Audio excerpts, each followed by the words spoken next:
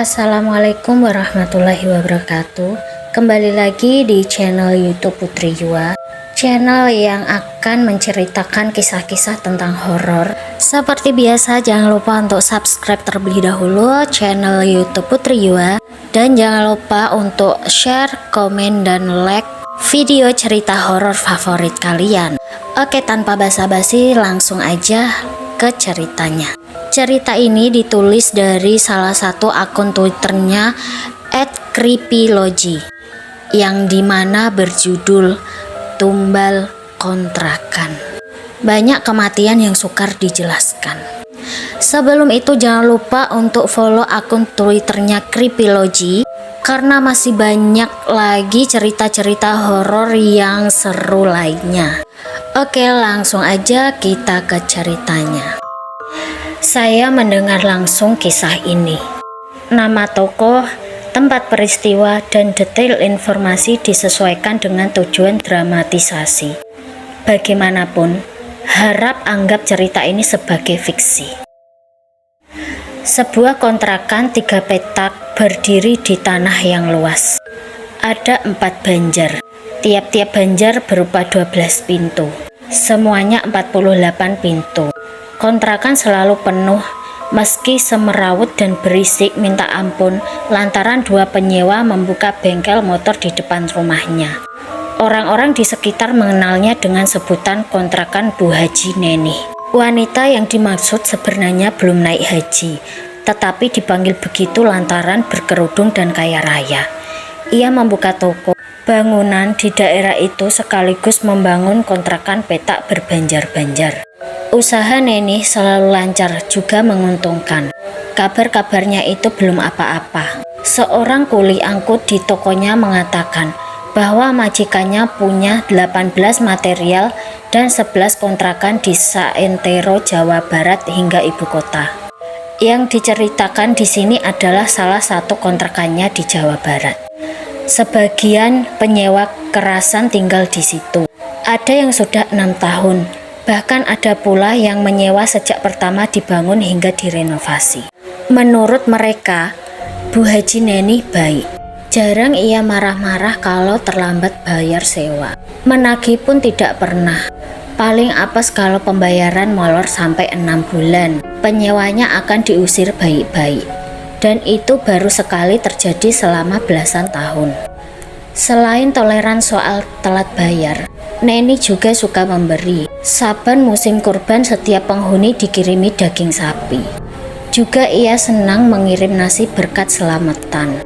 Kalau dihitung-hitung, dalam setahun ia bisa mengirim makanan sampai 5 kali. Dengan semua kebaikan itu, maka tidak ada celah yang dapat terlihat, kecuali setelah seorang wanita pendatang membeli sebuah rumah di seberang kontrakan tersebut. Wanita pendatang itu luas dalam pergaulan. Namanya Nikmah, bekerja sebagai guru. Suaminya pun guru musik. Kalau pulang mengajar, Nikmah membuka les bahasa Inggris untuk anak-anak. Ikut les itu gratis. Singkat saja, banyak anak-anak SD sampai SMP datang ke rumahnya untuk belajar. Dengan sendirinya, Nikmah disenangi warga, tanpa kecuali para penghuni kontrakan Bu Haji Neni. Satu waktu Nikmah mendengar lelayu yang rupanya dari kontrakan Neni. Ia pun datang takziah. Yang meninggal adalah pemilik salah satu bengkel rumahan. Kepala keluarga bernama Tagor. Anaknya 2 dan mereka semua rajin ikut les bahasa Inggris. Istri Tagor jelas amat bersedih. Katanya suaminya masih sehat-sehat saja kemarin sore. Ia percaya itu disebabkan angin duduk. Kematian Tagor memunculkan firasat buruk dalam benak Nikmah. Hal itu ia sampaikan pada suaminya di rumah. "Aku melihat banyak kematian di rumah kontrakan itu," ucapnya prihatin. Yandi, suami Nikmah, tak berkomentar apapun. Tetapi hatinya cenderung membenarkan perkataan sang istri. Lelaki itu telah mengenal Nikmah 30 tahun lamanya. Dan bukan sekali ia berfirasat sekaligus firasatnya benar. Nikmah memang wanita unik, dapat melihat yang tersembunyi bagi pandangan orang lain. Penglihatan yang sesungguhnya adalah firasat, batinnya sangat tajam dan berbahaya. Maka Yandi sungguh tak berkomentar. Namun demikian Nikmah mengajaknya bicara. Ujarnya, tiap tahun ada satu kematian di balik pintu-pintu itu. Mendadak saja sukar diterangkan penyebabnya. Ataukah penyebabnya angin duduk, serangan jantung? Yandi berpura-pura ragu. Tadi sore aku datang ke materialnya, membeli kertas amplas. Aku merasa sangat buruk setelah melihat wanita itu. Yandi mengkritik. Kenapa bukan beli matabor? Aku butuh itu. Kertas pasir kita punya banyak.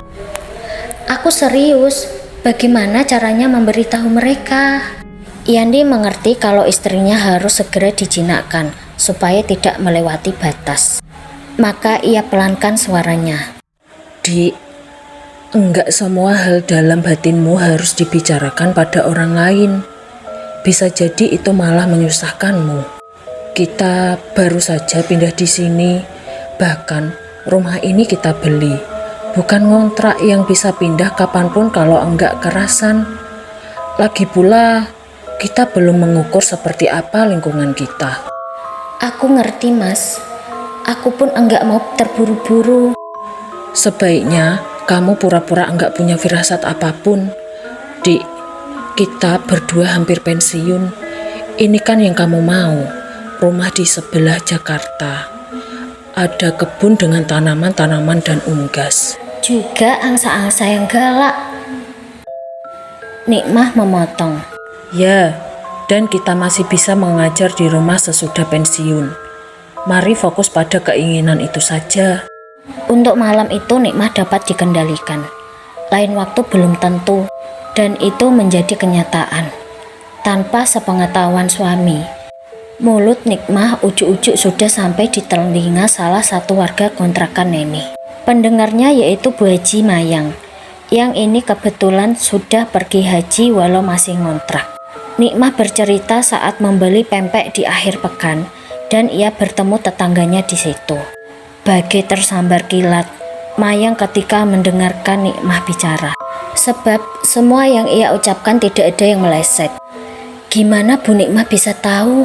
Sudah ada 18 warga di situ meninggal, cacar Mayang. Ibu tahu juga? Nikmah balik bertanya. Saya ingat semua, tapi Bu, wallahi, saya nggak pernah ngeh kalau itu terjadi persis setiap tahun. Dari mana Ibu tahu? Ah, saya juga cuma dapat informasi. Tepisnya berbohong. Memang Bu Mayang sudah lama di situ. Saya ini penghuni pertama, yang paling lama. Dari saya belum naik haji sampai sudah 3 kali. Bu Mayang haji 3 kali? Takjub Nikmah. Mayang senyum-senyum malu lalu berbisik. Suami saya langganan PPIH. Nebeng. Oh, orang Kemenak. Omong-omong, berarti itu benar ya yang tadi itu? Wallahi benar Bu. Saya sih enggak ingat lagi nama-nama penghuni yang meninggal. Tapi saya ingat itu terjadi setiap tahun. Meninggalnya mendadak dan dikontrakan itu. Semua persis yang Bu Nikmah bilang. Ih, kok saya jadi merinding. Ya Allah, saya harus cerita sama Mas Huda. Nikmah buru-buru mencegat. Bu Haji, tolong hal ini disimpan untuk keluarga ibu saja ya.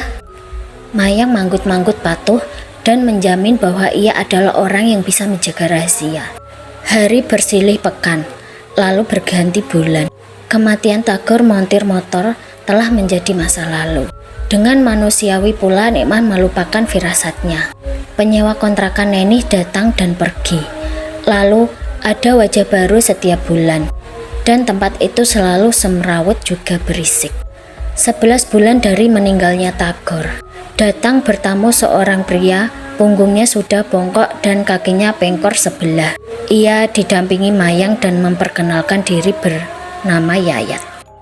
Boleh kata lelaki itu sudah tua dan uzur, tetapi ingatan dan suaranya masih prima. Nikmah menyadarinya saat Yayat mengisahkan masa lalunya dengan lancar. Ia dulunya merupakan salah tukang paling setia untuk keluarga Neni. Bu Haji Neni tadinya punya 8 kontrakan sebelum saya pensiun. Semuanya saya ikut kerja. Dia orang Cirebon, katanya masih nyambung darah sama Sunan Kalijati. Saya sih dulu percaya aja. Orangnya memang begitu, suka ngasih-ngasih. Kalau Bu Haji megang usaha ibarat kata kun fayakun, pasti berhasil. Hebat kan? Yayat tertawa lebar memamerkan giginya yang sudah jarang.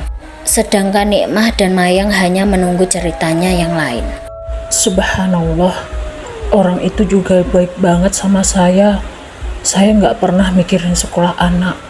Urusan dia pokoknya. Beras, minyak, apa saja deh.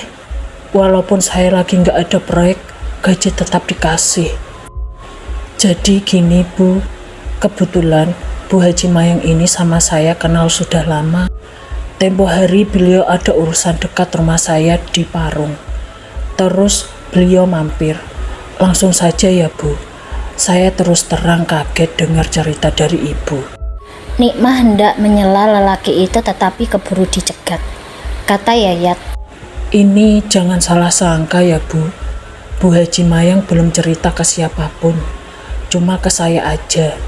Dia juga cerita karena mungkin saya tahu masalah itu. bagi Nikmah, keadaan itu jadi tampak rumit. Tidak ada yang tahu apa maksud Yayat mendatanginya malam itu. Namun, Nikmah merasa tidak nyaman. Kalau sudah begini, ia baru ingat ucapan suaminya agar fokus saja pada kehidupan keluarga, bukan mencampuri urusan orang lain. Nikmah ingin jalan pintas segera sehingga ia menyela lagi.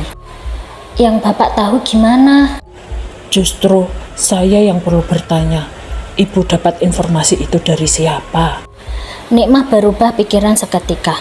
Ternyata lelaki itu tidak mengkhawatirkan seperti dugaannya semula. Jadi itu benar. Jangan-jangan Bu Nikmah emang ngerti ya. Kalau Ibu ngerti juga nggak apa-apa.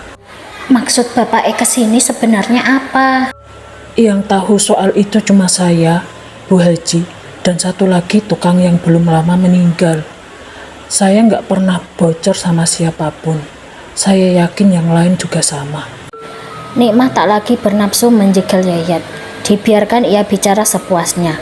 Rupanya benar kalau pria itu tidak berbahaya. Malah ia menceritakan begitu banyak hal yang sebagian besar Nikmah tidak tahu. Barangkali Yayat mengira Nikmah sudah tahu semuanya karena dianggap orang pintar. Jadi, buat apa menyimpan rahasia di depan orang yang sudah tahu? Yayat mengaku dialah yang memasang kayu kuburan di antara tulang atap rumah kontrakan. Ringkasnya, setiap kontrakan Neni harus dipasangi paling tidak sebatang kayu yang berasal dari makam kakek buyutnya di kampung. Tidak jelas bagaimana mulanya Neni melakukan hal itu. Yang diingat Yayat hanya sebatas yang ia ceritakan. Ia sendiri yang menebas pohon di kuburan tersebut lalu membawanya ke panggilingan kayu supaya rapi. Setelah itu diukirkan bacaan dalam Sunda Pangon oleh seorang pintar, dan itu bukan sembarang ukiran. Pembuatnya mensyaratkan ari-ari bayi perempuan untuk setiap pekerjaannya. Setelah kayu itu selesai dikerjakan, Yayat mengangkutnya untuk dipasang di tempat yang sudah disiapkan. Bu Haji Neni kalau kurban juga di kuburan leluhurnya, bukan di rumah apalagi di masjid. Setahun kurban bisa 5 sapi sendiri. Saya yakin Bu Nikmah juga sudah baca sampai ke situ. Nikmah tidak sampai berfirasat ke sana. Tentang rangka atap, ari-ari, dan penyembelihan sapi baru diketahuinya sekarang. Namun ia tidak ingin terlihat seperti bukan orang yang paham. Maka ia berkata, "Jadi benar, ini semua kontrakan miliknya selalu ada kematian setiap tahun. Dan itu berhubungan dengan semua yang Pak Yayat ceritakan." Itu benar Bu. Tukas Yayat. Namun dalam sekejap raut mukanya memucat. Ia diam sementara waktu. Mungkin dalam benaknya timbul penyesalan atas yang ia kerjakan waktu lampau. Perjumpaan itu tidak menghasilkan apapun kecuali pengetahuan yang bertambah banyak. Nikmah cukup beruntung. Malam itu Yadi belum pulang. Jika suaminya ada, urusannya tentu bakal lain.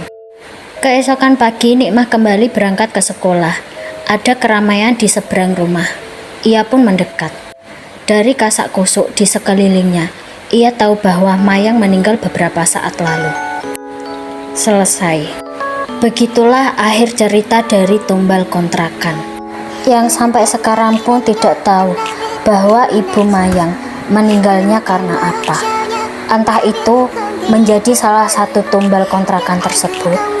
Oke guys, terima kasih semua yang sudah mendengarkan cerita horor dari Tumbal Kontrakan. Seperti biasa, buang sisi negatifnya dan ambil positifnya saja. Semoga kita selalu dalam lindungan Allah Subhanahu wa Ta'ala dan dijauhkan dari godaan setan yang terkutuk. Kita akhiri saja. Assalamualaikum warahmatullahi wabarakatuh.